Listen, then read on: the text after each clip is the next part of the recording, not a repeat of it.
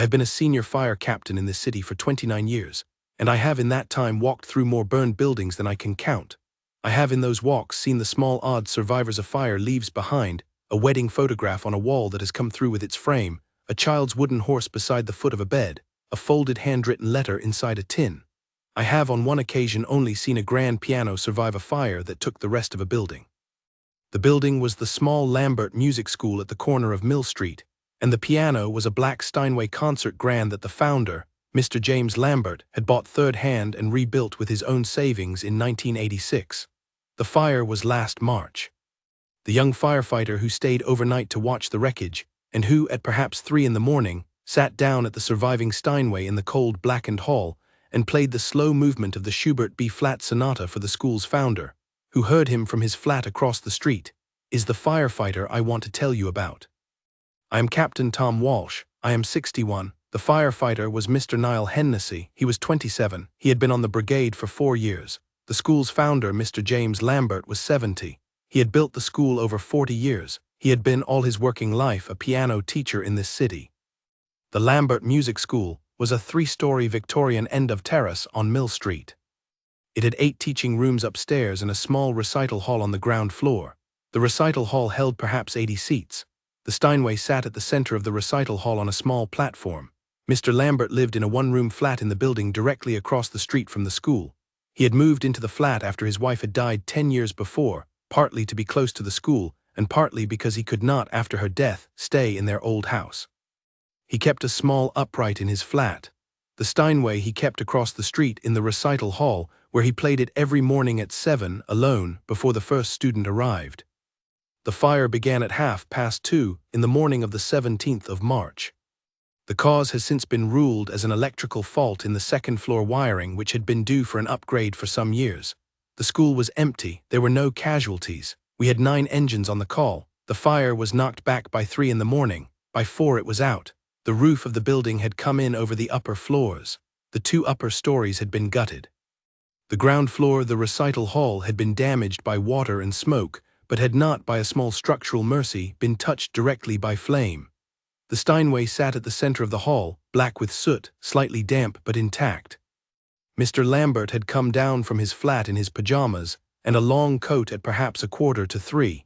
He had stood across the street under the streetlight, watching. He had not, when we got the fire knocked back, spoken at first. He had simply stood. He had been in the small private way of a man who has built a thing for 40 years and is watching it go, very quiet. It was perhaps 4:30 when I sent him home. I had 3 of my crew on overhaul looking for hot spots, breaking down small smoldering pockets in the upper structure, and I needed a quiet hand on the ground floor for the rest of the night, to keep watch on the surviving rooms in the Steinway. I asked the youngest of the on-duty firefighters that night, Niall Hennessy, to take the overnight watch. I told Mr. Lambert he should go up to his flat and try to rest. He did not at first want to go. I walked him across the street myself. He went up. The flat's window faced the front of the school. I did not until the morning know what Niall had done in the recital hall at 3 in the morning. I learned it from 3 sources: Niall's own quiet report when I came back at 6, the small typed letter Mr. Lambert wrote to the brigade 3 weeks later, and the dictaphone tape Niall had been using, which I shall explain in a moment. Niall Hennessy had begun playing piano at the parish music school in the town his family had come from. He had been at it from the age of 6. He had won, at 16, a small regional prize. He had not after that pursued music as a career. He had said, in his application to the fire brigade 4 years before, that he liked the idea of helping people in their worst hour, and that he liked the idea of working a job that kept his evenings free for the upright at home. But he had kept up his playing in his own time. He had a small portable dictaphone he carried in his locker for personal use. He used it mostly to record his own playing at home in the evenings, so he could listen back and identify the small habits he was working on. He had carried the dictaphone with him to the Lambert call in his coat pocket, because he had been on his way to a chamber music rehearsal at a friend's flat when the alarm had gone, and he had not had time to set it down at the station. He told me this himself the next morning. I do not record it as an excuse. I record it as the small chain of small unexpected things that made the rest of the story possible. At perhaps 3 in the morning, after I had taken Mr. Lambert across the street and after the rest of the crew had gone upstairs to overhaul the smoldering top floor, Niall was alone in the recital hall on the ground floor. The hall was cold. The lights worked on the emergency circuit at low. The Steinway sat on its small platform, black with soot. Niall had taken off his outer turnout coat. He had been standing by the wall, drinking water from a flask. He had walked, perhaps out of curiosity, perhaps out of the small, respectful instinct firefighters have around objects that have just been spared, over to the Steinway. He had lifted the lid carefully. He had looked at the keys. He had then walked back to his coat by the wall. He had taken the small dictaphone out of the inner pocket. He had set it on the corner of the Steinway. He had pressed the record button. He had gone back to the bench. He had sat down at the keyboard. He had played the slow movement of the Schubert Sonata in B-flat major, D960, the second movement, the Andante sostenuto. The piece is almost 9 minutes long. It is, in the opinion of many people who love the piano, the most beautiful slow movement in the late Schubert sonatas. It is, in any case, the piece Niall had been working on at home for the previous 4 months. He played the whole thing. Across the street on the second floor in the small flat above the bookshop, Mr. James Lambert had been sitting at his kitchen window, looking down at the wreckage of his school with a cup of tea cooling in his hand. He had not been able to sleep. He had been, in the small private way I have already described, sitting very still. The window had been slightly open on the latch because the smell of smoke had been heavy and he had wanted some air. The street had been quiet. The crew upstairs in the school had been doing their overhaul work, but they had been on the 3rd floor at the back, and their work had not been audible at the front. Across the street at perhaps 3:30, on a quiet damp March night, Mr. Lambert had heard, very faintly through his open window and through the damaged but uncollapsed window of his own recital hall opposite, the first phrases of the second movement of the Schubert B-flat Sonata being played on his Steinway. He had not for perhaps 10 seconds believed his own ears. He had then set his cup down on the kitchen table. He had crossed the room. He had lifted the latch. He had pushed the window up so it would open further. He had pulled a chair across the floor to the window. He had sat down at the open window in his pajamas and his long coat, and he had listened to the rest of the slow movement of his own Steinway, played in his ruined hall, by someone he had not yet seen, at 3:30 in the morning. I have heard the dictaphone tape. I shall tell you what is on it. There are the first 9 minutes of the Schubert. Niall plays them, and I am no expert, but I have a recording of Sviatoslav Richter playing the same piece in 1972, and I have listened to that recording perhaps 100 times in my life on quiet evenings. Niall plays them the way Richter plays them, only slower, with the long single notes given their full 9 and 10 seconds, and the soft chords beneath them placed exactly. The Steinway, which had been silent for 6 hours, answered him cleanly. The few burnt smells on the keys, the slight stickiness on the upper octaves did not matter. The piece is in the middle of the keyboard. Schubert wrote it that way. At about minute 8 on the tape, there is the very faint sound of a man weeping. Niall did not, while he was playing, know that the weeping was on the tape. The microphone was small but had picked up through the half-collapsed wall on the street side of the recital hall, and through the open window across the street, the small private sound of Mr. James Lambert at his kitchen window. The dictaphone had a remarkably good microphone for its size. Niall told me, when I asked him later, that he had bought it on the recommendation of a friend in the chamber music group. The slow movement ends with one of the most quietly held final cadences in the whole Schubert. Niall took the cadence as Schubert wrote it, slowly, without theater. He let the last chord sit. He set his hands in his lap. He sat at the bench for perhaps a further 3 minutes. Then he stood. He walked back across the recital hall to his coat. He picked up the dictaphone from the corner of the Steinway as he passed. He did not at that point know that the tape was running. He turned it off without rewinding. I came back into the school at 6 in the morning. The overhaul was finished. The crew was packing the last of the gear. Niall was sitting on a folding chair beside the bench at the Steinway, drinking from his flask.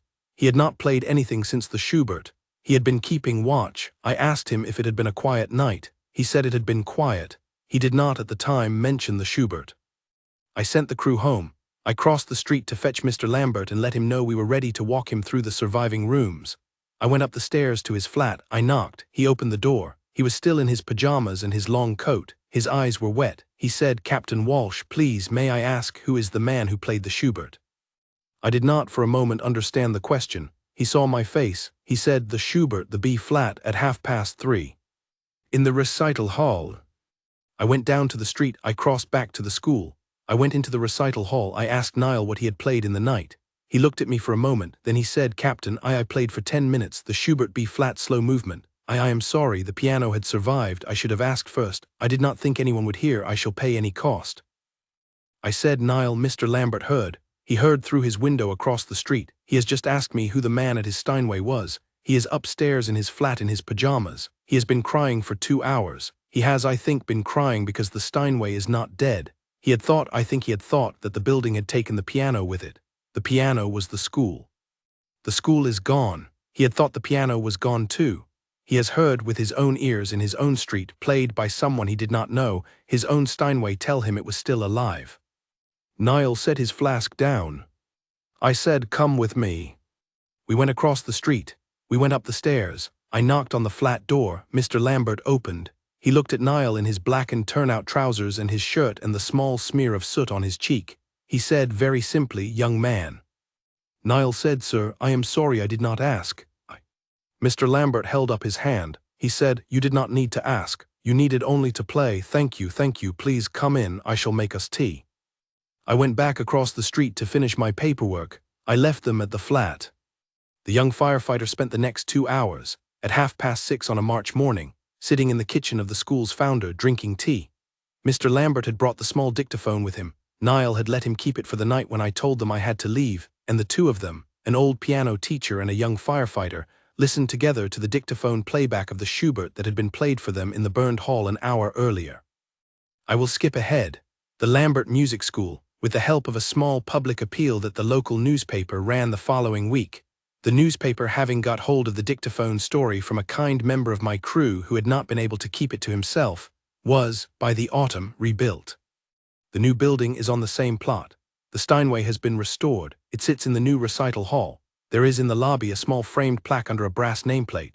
The plaque has on it a transcription of the timing on the dictaphone tape and a sentence Mr. Lambert wrote himself, which reads, "On the night of the 17th of March, this Steinway was played in this ruined hall by Mr. Niall Hennessy, age 27, of the City Fire Brigade.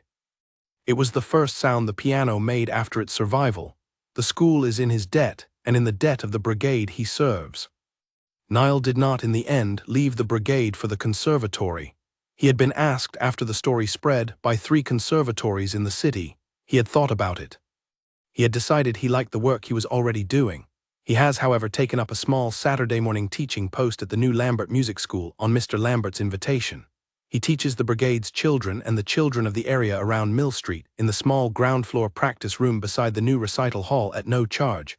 The school pays him out of the public appeal fund. He has 6 pupils. The smallest of them is 6 years old. Mr. Lambert plays his Steinway every morning at 7, as he always has. He plays, on the morning of the 17th of each month, the second movement of the Schubert B flat Sonata. Niall comes to the school those mornings to teach his Saturday class. They do not, by mutual quiet understanding, talk much about the night of the fire anymore. They sit for a moment in the recital hall, the older man at the Steinway and the younger one in his fire brigade jumper on the side bench, and then Mr. Lambert begins the Schubert, and Niall listens, and the work of the school's 7th decade goes on. I keep a copy of the dictaphone tape in my desk at the station. Niall gave it to me on the day the new school opened. He said only, "Captain, you sent me to watch the building. I should not have played by any strict reading of the rota. I owe you the tape." I have not in the 4 years since played the tape for anyone in the station. I have played it once a year on the night of the 17th of March alone after my shift. I sit in my office, I pour myself a small whiskey, I press play, I listen. The slow movement of the Schubert B flat is, in the opinion of people who know more about music than I do, one of the most beautiful pieces in the piano literature. I am not in a position to argue with them. I am in a position only to say that I have heard it played in my city, on a Steinway that should not have survived its building, in a hall that smelled of smoke, by a young firefighter in his blackened turnout trousers at 3:30 in the morning, for an old man across the street who had been waiting all night to find out whether the thing he had built over 40 years had been taken from him. It had not. The piano was the school. The piano had survived. The young man on the brigade had been the one to wake it. The old man in the pajamas at his kitchen window had been the one to hear it. And the rest of us who run the engines on the calls, had only had to be quiet for 10 minutes on a damp March night, and let the music do what only the music, in a burned building at 3 in the morning, can do.